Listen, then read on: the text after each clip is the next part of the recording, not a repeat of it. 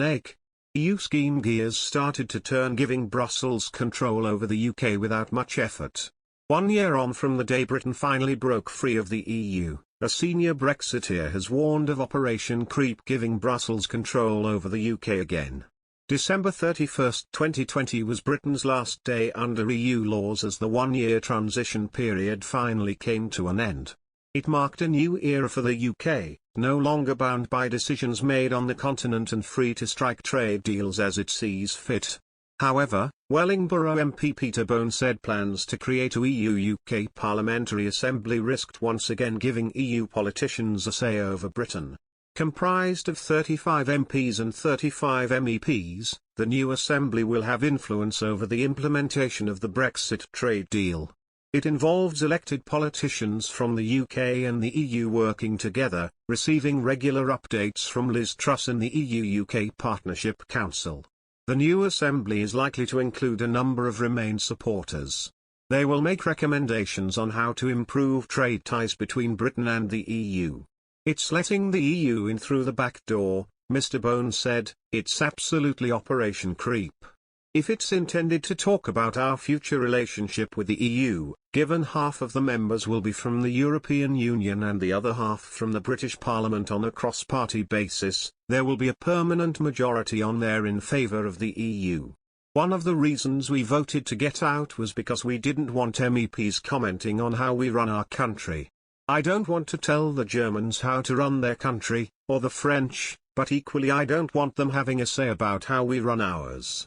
They might say, oh, it's only for discussion and not for decisions, but I heard a push in the Commons for widening that and making it a decision-making body. How ridiculous is that as a situation? The whole point of Take Back Control was to remove foreign politicians making decisions that impacted this country." He admitted that, while he fears the new body will have too much influence, there is a chance it will turn out to be little more than a talking shop. "In which case, what is the point of having it?" he said. "If it's just a talking shop, then it is a massive waste of time and taxpayer money."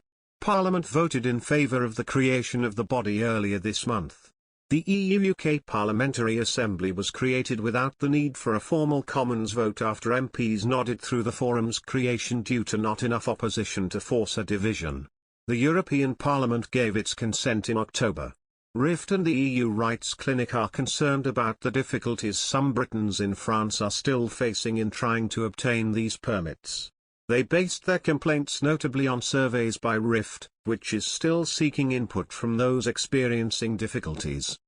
They say that there are ongoing unresolved questions with applications still being examined with no clear reason why and no consideration of the length of time in France or family finances. Some applications have also been closed without issue of a card, and without a clear indication of an appeals process, the groups claim. Other issues they have highlighted are some people not receiving their residency card after their appointment at their local prefecture, some people not yet being offered an appointment, and a lack of help with applications at some prefectures, including for vulnerable people. The groups say some people have already been experiencing issues as a result of not having their cards, for example with their CPAM health insurance bodies, or CF family benefits agencies, or problems at the French border with proving residency. These problems risk escalating from January, when in theory all WA Britons should have their cards. There are also difficulties in having cards updated with a change of address or other details, or in having errors corrected, the groups report.